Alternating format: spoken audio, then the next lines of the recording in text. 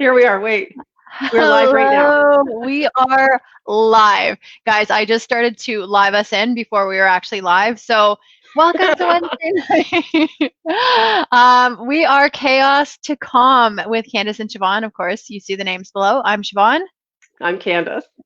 And yeah, we're here to do another candid conversation. I guess we could wait a sec, but as we're kind of introing it in, if you guys didn't see what we posted earlier, our topic tonight Oh my that we God. wanted to discuss. I just want to say, Well, Candace, I am so tired. I am so yeah, tired. It's been a busy day, but I know that I'm going to get really into the fired conversation, up. so I'm Yeah, excited. Yeah, yeah. so let's go. Sorry, I didn't So mean to interrupt yeah, you. conversation. Candace needs a coffee, but other than that, we are chatting about things in as children. All of the things that come up, become part of our story, become part of an impact on who we are as adults. And again, it doesn't have to be a negative thing. It's the positive Right. and the negative. But we wanted to talk about life and how things that have happened, maybe our beliefs or the values or things that have been instilled in us, whether conscious or subconscious as kids, show up and impact us as adults. So Yeah, we yeah. were actually motivated by a viewer who commented Mhm. last week. So Amanda Heiser, if you're watching right now, this one's for you, girl. So she mentioned, I forget what our topic was last week. That's so funny. I didn't review it. No, vulnerability, No, boundary, no. I don't know, whatever. lost it. Okay. And anyways, she commented about the impact of religion Yeah. on her life, and especially because if you grow up in the church or under some specific religious beliefs, it's going to have a huge impact on you. I know in my family was my mom's side was Catholic, and my dad's side, I guess, were Anglican. But my mom never really practiced religion. I was christened United. Never. I went to church with my Oma and Opa to the Catholic Church, and I thought it was really boring. No offense to any Catholics out there, but religion was not a part of my life. So that's why we made this topic the impact of your childhood experiences on who you are as an adult today. And core beliefs instilled in you lessons, expectations, and religion can be one of them. So culture, Yeah. there's all kinds of things that have an impact from childhood on who you are today. Yeah, and again, it's not any one of those one thing specifically because you didn't grow up with religion. I grew up Catholic. I'm not a Yeah, Catholic now.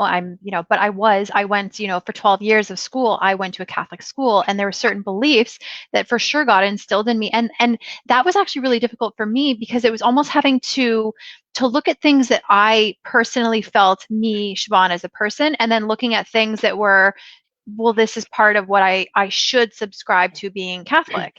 And those things were not in alignment for me. So there was definitely a struggle when I was coming out of from moving away from religion because I was like, it doesn't resonate with me, but this is also what I was brought up with. This is what yeah, and it was a really hard transition. Luckily, the older I got, my mom had kind of moved away from that too. But I remember having to go um, to church for years and being like, this doesn't fit with me. I don't feel good about this. And again, it has nothing, if you're religious, that's amazing. But it was just something that was like, it doesn't align with me, but it's been put on me because it's something that I was just born into. It wasn't something that I yes. chose.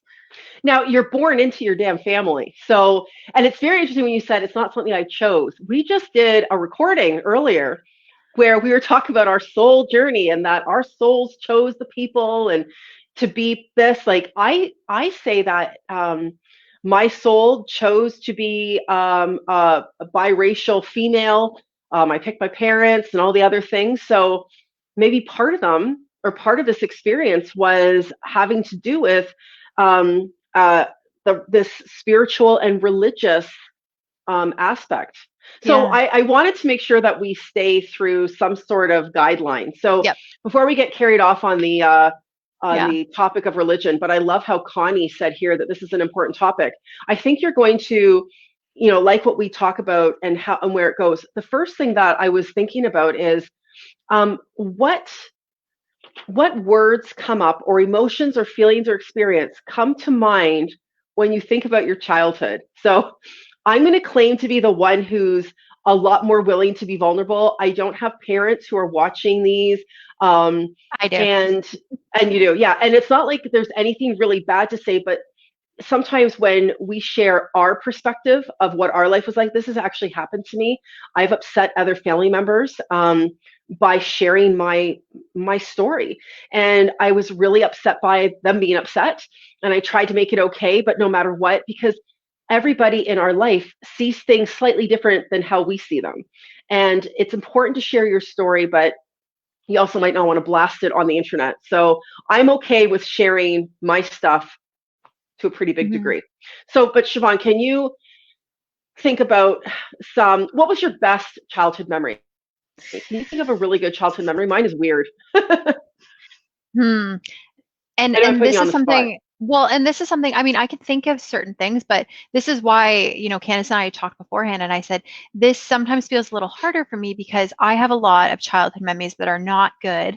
And a lot of the bad things that happened, it was almost like all of these things that I felt that were negative have kind of pushed down and pushed away. So I don't have a lot of memories from childhood in general because there was a lot of things that were really hard, which had took away from any of the good experiences that I had. But if I thought about a time, and this is funny because it's something that came up recently. It was a memory to do with dad. And when I was younger, I don't know how it started, but he would come into my room with when my sister and I, and he would pretend to be a monster. And he would come up with like a sheet on his head and he would crawl around on the ground and make like obnoxious sounds. And my sister and I would hide. And I have this vivid memory of, because he would tell us that he was going to come up. And so we'd go and like run and find a hiding spot. And I climbed on top of my door. And so I was on top of the door leaning over. And so I'm watching him trying not to laugh. I'm watching him crawling around on the floor like giggling to myself. And finally, like he's found my sister and he can't find me because I'm literally above him. And I see him like take off and he's like looking around. And I don't know why for me, it was such a good memory because it was so trivial and insignificant, but it was something that was like I have that fondness and that strangely it's a weird memory, but that's something that like is there for me. Sometimes it's the weirdest memories. Mine is going in my dad's pickup truck to collect beer bottles and stuff and bring it to the beer store to the refund, and just driving in the pickup truck. It's really interesting that you and I both mentioned our dads. Yeah. I think I don't know about you, but for me, I think I know for sure I was around my mom way more. My parents separated when I was 8. So I was with my mom way more. But I remember that's the first thing that popped into my mind of a good childhood memory. And I wonder if it's because I was also thinking about bad childhood memories and my dad is part of the bad ones. So I don't know if Maybe. that's what Yeah. was in my brain. I'm not sure. But Yeah. I think it's good to I honestly don't remember a lot of good times. I can think about going to my brother's hockey games, watching Degrassi Junior High and The Cosby Show.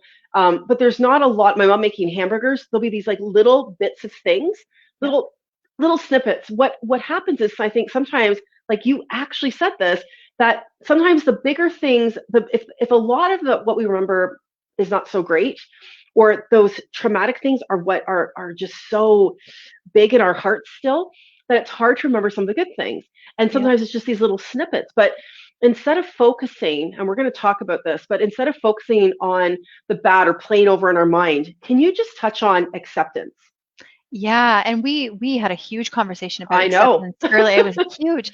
And it's Yep. interesting because something that came up when I was looking at some research for this topic was the idea of life traps. Yes. And yeah, and I love that word because I thought life traps because it was talking about things like, if you had the excuse me, the experience of abandonment when you were younger, for example, that might have turned your narrative into the narrative, I'm unlovable.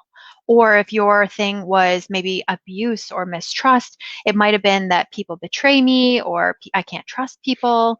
Or if you might have suffered with dependence, it might have been something that was like, I'm helpless or I'm incompetent. So all of these things, again, put us in a negative frame of mind, put us in a disempowered state. But what we talked about and how important it was is that to have true happiness in your life is to be able to find acceptance. So rather than deciding that an event is going to be good or bad, because we all have a choice in how we view a situation. And that's where it becomes empowering, but to accept things as they are, not Mm, as we wish them to be. And that right. one's really huge because, I'm sure you have memories that I know you have memories that you would go back and be like, oh, I wish it was different. And you could spend your whole life going, I wish, I wish, I wish. And all of that is one, disempowering. It keeps you stuck in a negative thought pattern. It keeps you locked in the past and unable to move forward because you're constantly wishing things were different. Well, But what if if you it's have not just wishing that things were different? What if when you look back, hi Tracy, by the way, hi what Tracy. about if you, when you, what happens is, if you've had a breakup and you relive things about, you start to analyze and go over things, you might not just wish that it was different, but you are dealing with grief, Mm, or when you remember something maybe from your childhood, like I was jotting down some words that come to mind. And the number one thing that I thought of was violence. And it was when I was very young. mm, And now I don't run over that much in my mind. I guess I'm trying to think about, it's not always like we wish things could be different, but are we almost grieving the part of us that was hurt? Like that, it's like yeah. we hold on to that hurt and it keeps us stuck and almost frozen. And then when we think about that, we relive the sadness or the fear or the pain. And I think that one of the things that's helped me through forgiveness, and that's a whole other topic one day we'll talk about, but is that sense of acceptance. It is in the past, and I cannot change it. I Mhm. can't bring my mother back. So if you guys don't know, I share openly that my family died in a car accident. I was the only survivor. My little brother, my mom, and my grandmother died. And I remember replaying that. If I remember saying, if only I'd gone to the bathroom. I remember I thought I had to go pee and I didn't go pee, or if only this, or if only that. And if I'm stuck in that, that's 30 years ago. But I cannot change it. I can't Mhm. bring them back. I can't change the what my dad might have been going through, all those other things. We can't change it. And so acceptance is not really about forgiving or letting it all go, but it's like it happened and Yeah. there's nothing I can do. And it's also when you think about the future, you can't do anything about it right now. So in this Yeah. moment, Well, and the interesting thing, you use the word grief and you use the word acceptance. And yeah. the Oh final yeah. stage, grief is the first stage, but to get over to acceptance, you have to go through you Yes. have to go through the denial, you have to go through the anger, you have to go through the bargaining. You have to still move through those things. And again, giving yourself space to feel whatever you feel, to feel your feelings, because we have a tendency when they're bad things, to shame ourselves and if I shouldn't feel that way, or to try to maybe make something better than it is, to be like, well, it's fine, it's okay, it's like, but it's Yes. not okay. And and they say fine, the acronym of freaked out, insecure, neurotic, emotional. I think that's Mm. how it is. But when somebody says, well, how are you? I'm fine. Okay. Well, if Well, there's and there's a something lot deeper that than comes that. underneath that, right? Like if Yeah. you weren't allowed to express, I tucked so much stuff in. I tried so hard to be brave and keep on going, and it was exhausting. Mhm. And so when we think about our childhood and oh my God. Like we were doing Pandora's Box and we just were recording because we're automating it. So we're doing all our recordings and videos and thinking about our inner child. And Yeah. so the fact that those parts of us, and might not remember these things, like if your mom was pregnant with you and she was smoking or in a bad relationship or she's stressed out about things, or whatever, all those things, they do impact the baby. Now, does that mean the baby's going to come fucked up? No, I'm Yeah. okay. But I think it does have an impact even on the unborn child. And then you're born, and if you're born into a chaotic kind of relationship or all those things, and if it's all lovely and fine, so we don't want to fixate on negative life. Mhm. Um, both Siobhan and I have had trauma, and this is, like I said, our own perceived experiences and how we see it. So if anyone's watching and gets offended, it's our story, okay? And I'm learning to accept my story and embrace what your story is, even if it's very different from mine. And you know what I like to say is, like, What? there's three sides to the truth. There's Ah, your side, my side, and then the truth is in the center of that, because I'm mm, viewing my situation from my lens, yeah. you're viewing it from yours. We're both right and we're both wrong. They say that Because about war. People who are fighting wars, they both believe they're right. They yeah, all believe that they are doing it for a good reason. You yeah, know, um, a lot of how we deal with people in our adult life is definitely reflected based on how we had relationships as a child, and yeah. our inner child can come out in relationships. I don't know about you, but sometimes I act like I'm a teen or a 3-year-old, whatever, in Yeah. relationships because I get my protective thing up, or when I wasn't allowed to express myself, I might shut down. All these patterns come up, and it's kind of yucky to see. Well, it's interesting because it's been said that you marry your unfinished business, or Yes. you attract in your friendships your Yep. unfinished business, which means Yes. you're going to repay. You may subconsciously pull people towards you Yeah. that mirror the things that you don't like about yourself. So you're going to be drawn. So when people say things like you marry your father, you marry your mother, it's a joke, but it's not, in the sense that there are going to be certain things that you subconsciously are drawn to that chaos, or it could be the opposite, where you're like, my mom was fucking phenomenal and I was drawn to everything, that a woman would be, because I want her to emulate those things. So Yeah. it does go both ways, but we are gravitated towards what we know, what's familiar. So it's going to be a good familiar, it's going to be an uncomfortable familiar, but it's things that we are going to be more drawn towards. And it was funny because when I was looking again at different things for this topic, one of the first things, of course, that they were talking about in terms of healing is, number one, is identifying it. Yeah.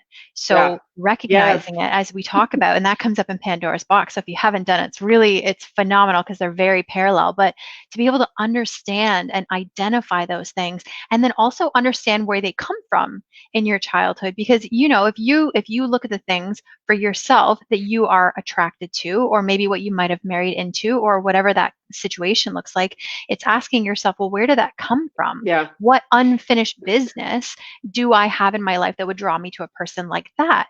And then once you're able to recognize these beliefs, you want to be able to look at, like, where are these, why are these false assumptions in my life? So you look at those things, and then you can use evidence in your life to dismantle these beliefs, because there's going to be lots of things, because if your perception, no matter what your situation is, whether it's your family or whether it was somewhere, some kids at school were bullying you or something, wherever that came from, there's a lot of things in your life today. So, for example, if it was social, you felt socially excluded at school, you were bullied. Maybe you've decided that your story is, I'm different, I'm unlovable, I'm unacceptable because this is what I believed to be true as a young person.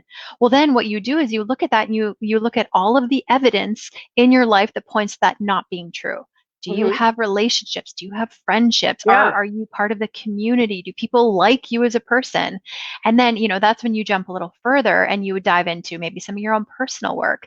Do Pandora's box. It's fantastic. It has all of these things. Or maybe you get into therapy or EMDR, which is a different modality of therapy. You do inner child healing, which is part of therapy, comes up in Pandora's box. Or you write maybe a letter to that person. And I know you and I, we've shared your letter, and how even saying that out loud, like, what was the freedom that you felt even being able to write that letter or to express that?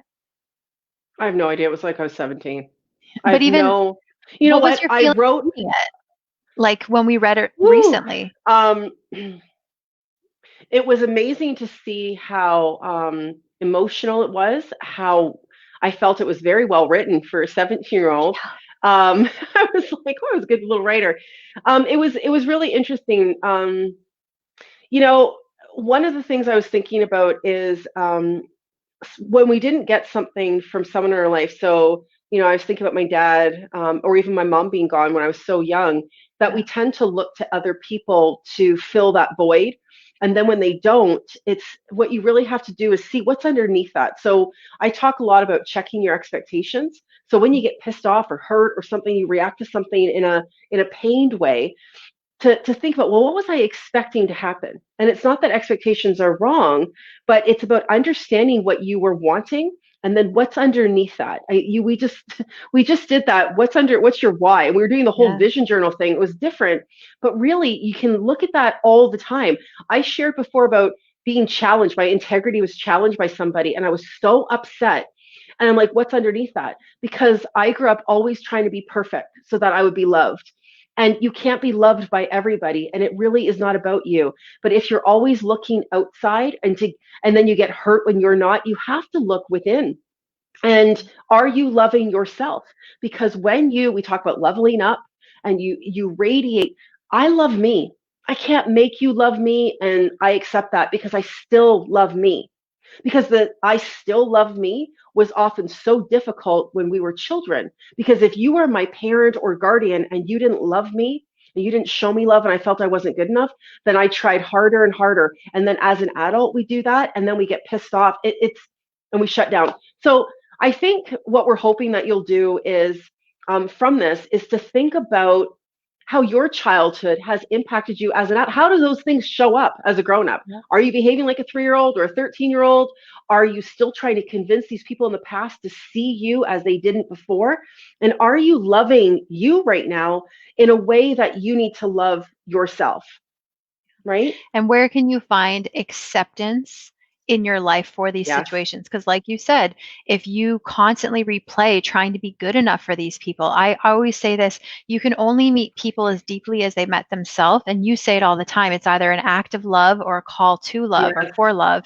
Yeah. And so, if those things are true, which they are, people are trying the best that they can. Doesn't mean that Yeah. their best is good enough. And it doesn't mean that you excuse their best. But in order to have acceptance, and we'll talk about forgiveness on another day, but those two things do marry really well together.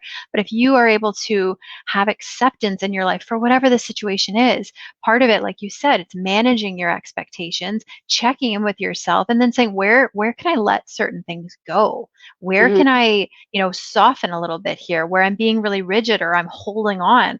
And again, it's like that whole thing when it comes to acceptance, it's drinking poison and expecting your enemy to Yeah. die. You're the one And, holding and on to why this are shit. we and why are we holding on, right? We Yeah. talked at the very beginning. Why are you holding on to that which you cannot change? Or why are you holding on to people? And it's because what do we do if our story isn't told the same way? Like I would Mhm. talk about this pain of a situation that happened in my family, and I would repeat it and repeat it, repeat it. And now I don't share it anymore because I just don't want to give power to that story. There's so many more brilliant, wonderful things for me to share. My trauma and pain is part of me. It's made me part, like it's partly contributed to who I am, but I am so much more than the trauma. And if I just talked about that all the time, then my Yeah. energy would be in, it's not a vibrational, awesome frequency. It's sad. And that would have an impact on the people I'm trying to surround myself with. It Yeah. doesn't change that. It's still me. One thing that I want to say before we finish, and of course, please share too, but I really want to talk about this is something I say. I had a vision one time of myself as this young warrior that had no protection. I had no weapons. I was just standing there. I don't know where this vision came from. It just was. And I was like, I grew up my whole life without feeling protected. I had to be the big sister to my little brother while my mom worked in Toronto. We lived in Oshawa. I had so many responsibilities and they're gone. I just felt like I was born 50 years old. Okay. Yeah. And I'm like, I think I always hoped, even in relationships, that there was no father to be like, man, you better treat my girl right or I'll kick your ass kind of thing. I never had anything making decisions about school. It was all on me. And I one time realized that the only protection my younger self needs, my inner child, the only affirmations of love, the only validation and acknowledgement my inner child needs is from me. I grew up. I'm no longer that little child. I accept the situations of my past. Like you said, the people did the best they could, even if it was fucked up. They did the Yeah. best that they had with what they had. And I'm here today. So when that little inner child creeps up, I can stand there with my spear, my shield, and be like, no, I got you, girl. I got you. Like I know it seems kind of weird to think that, but she's still or he's still inside of us. And I've got her. I don't need to look for anyone to save me anymore. I have Yeah. to look to me. And you say that it's like, who did you say about looking in the mirror? What was that about? Oh, like looking at yourself in the mirror? Yeah, like when we look Yeah. at our that we are. Who do you need? What's out? Look at to and look in the mirror Yeah. and see yourself. Yeah, yeah. Well, and that's just it. And I'm glad that we could be here for you right now, Stacey. But Yeah. it's and like we've had conversations. For me, I have lived in 5 countries. I've traveled to 33 different countries. I was on an absolute world quest to find happiness because I was so fucking unhappy. And I spent all of this time in situations trying to to find something to fill this insufferable void inside of me. And then again, after like therapy and lots of things and, doing a lot of my own personal work, I was like, I have literally had everything I needed to be happy with me. And I kept putting that expectation on relationships, and I chose douchebags to be in relationships with. I kept trying to put it on my friends, and I kept trying to like pull from other people because it was like, somebody please save me. I feel like Yeah. I'm drowning and I just need something. And then it was like, oh my God, you can actually swim. I didn't Yeah. realize. I had no idea. There I And was it's all not along. even just people that we used to fill the void. It's Yeah, it's compulsive things. shopping. It is overeating or working out to an extreme. It's anything that you're using to Cell fill phones, everything, alcohol, all kinds of everything. stuff. Yeah, Sex. yeah, yeah. It's about really looking at ourselves. Mhm. And, I always say I love the me that. It is huge for me. It was such a healing thing. And it took some time to say that, and they say, look in the mirror. I love your eyes. I love your smile. Candace, you're awesome. You Yeah, know what? I walk around saying that out loud to people now. Like, I don't know. Today at school, real quick, I was like, we do movement in class because I'm in there for yeah, 4 freaking hours, okay, teaching yeah, math.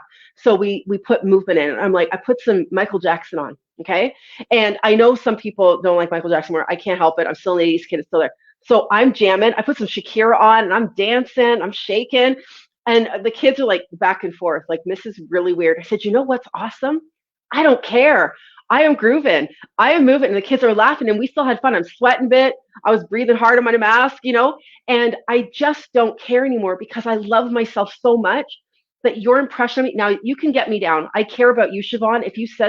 If you turned your back, it would really hurt. And then I'd be like, you know what? Sometimes that's just how things go.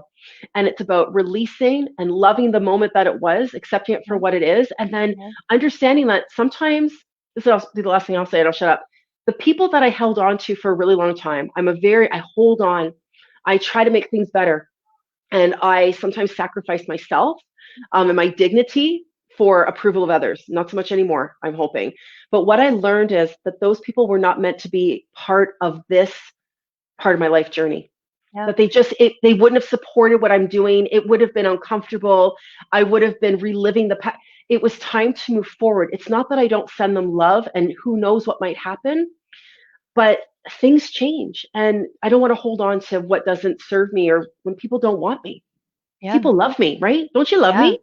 I I love love you. me. I know I love you. We're so lucky. Okay, we're closing Okay. in on half an hour. Is it, yep. The one thing I also want to mention, you kind of touched on it, is nostalgia is a dirty liar that makes you believe situations were better than they actually were. Right. Because when we replay people, situations, moments in our life, we forget all of the bad things. We push those things away and we only focus on the tiny little slivers of memories that were good, which is great. We should Yeah. always focus on the things that are positive, like we talked about in our childhood, but don't forget the reasons why certain situations don't serve you anymore. So, closing in again, if you're looking for that acceptance, you have to identify what it is. You have to understand where that is coming from, where it stems from. You have to recognize the beliefs and the false assumptions that you've made. You've got to find the evidence in your life that proves that those things are absolutely bullshit.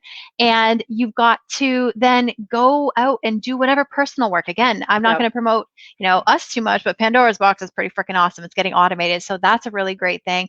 Get into some therapy, go to EMDR, write a letter to that person. And again, you don't have to send it, but just get your thoughts out there and then just maybe burn it, tear it up, whatever you got to do. But you're looking for acceptance and knowing that like you have the opportunity at any moment in your day to say, I choose a different outcome. I choose me. I choose I me. choose me. Last thing, what's Yeah. one thing that you've learned to love about yourself this year? Like everything. Everything that I believe that I was. So I was thinking, what did I learn from my childhood? I am resilient. I am so empathetic to other people. I love people. And I was always like that even as a child. I saw them and I wanted to love them. And the more I accepted me, the more I could be. So I've honestly just fallen in love with myself. And oh my God, I feel amazing. You're welcome, Carol. I love that. So what about you? It's funny because I'm so excited for everything that's happening in life right now. I feel Oh, like I I'm know. I'm tapping into like listening to things that are happening. And this is the first time in my life I had a conversation with a friend the other day and he was like, "You seem really happy." And I was like, I am so happy. I feel like I'm finally doing things that make me feel so fulfilled. And I don't feel like I'm not enough anymore. And that's the first time that I feel like, me showing up as me is enough. And I didn't have that experience ever. Okay, So wait, yeah. wait, wait. So the last thing is that Yeah. so just this morning on my way to work, I was like, I am so happy. And then my mind's like, well, you're not always happy. I'm like, I know, but when I'm not happy, I still fight allowing myself to not be happy because I'm like, oh, I don't like being unhappy. I don't like being mad. But I allow myself to do that now instead of feeling guilty about it or shameful about it. That's what our topic was about last week, I think. Guilt and Yes. shame. Yes, Yes. it was. Yeah, it It was just shame. came to It was me. shame. Shame, right. Yeah. So I don't come down on myself anymore. That is huge because people came down on me so damn much growing up. Screw that. I love myself when in my ups and my downs, which there are a lot of because I'm like this, and I'm okay with that. And I apologize to my kids or to myself, Yeah. and then I move on. And that means I can be happier more often. I see it when I'm down. I'm like, oh, girl, you need to rest. You need a glass of wine. Go for a walk. But it's okay. That's how I talk to myself. And then I Yeah. come back. That's what it's all about, right? I love All it. right. We're at Okay, 30 just as we minutes. said, Oh, more. yeah, Okay, 30 go. minutes. No, no, I was going to say, we want to know what you love about yourself. What is one thing 2020 has taught you about yourself that you just Yes. fucking love? Write it in the comments. We want to see it. Guys, we've got huge stuff coming up. We can't even talk about all the things yet. We're out of time. I would love to Yeah. know what you want us to talk about. I Yeah. want to talk about sex. My Yeah. kids are gone right now. I'm like, because I don't want to talk about sad inner child shit all the time. I want to talk about fun stuff too. It's about we're having candid conversations. What do Yeah. you want to talk about? Because we're going to Yes. talk about it. And Anyways, also, we're going to post yes, it Mondays. Mondays, we're going to Monday we'll post be able it. to, yes, Yeah. so So you can that you comment. can give us your comments because we want to know what you want to talk about. Yeah. So, yeah, that's it. We're done. Okay. Yeah, Bye. killed it.